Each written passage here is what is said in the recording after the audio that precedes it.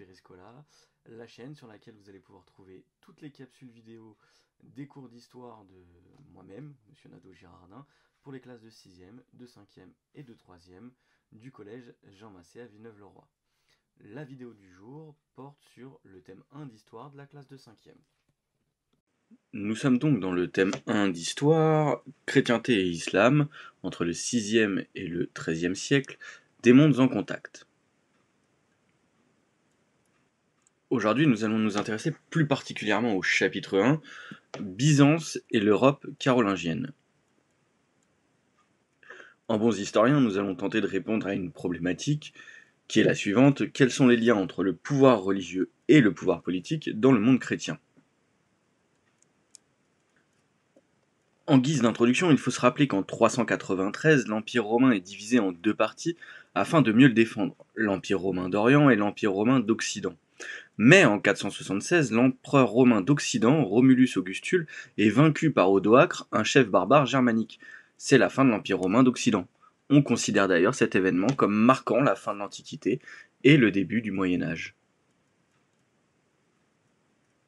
Dans un premier temps, nous allons voir qu'il s'agit des empires héritiers de l'Empire romain. Au VIe siècle, l'Empire romain d'Orient a pris le nom d'Empire byzantin.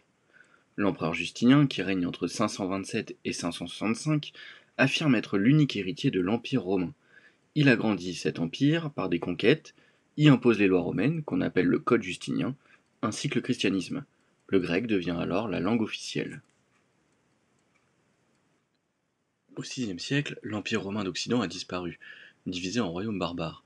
Le roi des Francs, Charles, qui règne entre 768 et 814, de la dynastie des Carolingiens, veut restaurer l'Empire romain. Il s'empare des royaumes barbares et impose le christianisme. En 800, il est sacré empereur d'Occident par le pape sous le nom de Charlemagne.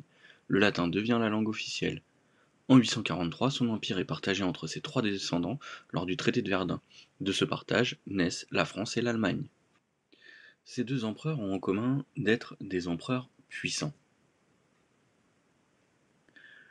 L'empereur byzantin, Justinien, le Basileus, est élu de Dieu et son représentant sur terre. Son pouvoir est absolu. Pour gouverner, il s'appuie sur l'Église, l'armée et une administration nombreuse composée de fonctionnaires. Constantinople est la capitale de l'Empire. L'empereur carolingien, Charlemagne, divise son empire en comtés dirigés par des comtes qui doivent appliquer ses lois. Il les fait surveiller par ce qu'on appelle les missi dominici.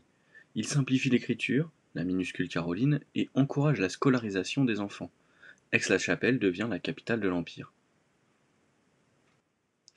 Enfin, les deux empires ont en commun d'être chrétiens.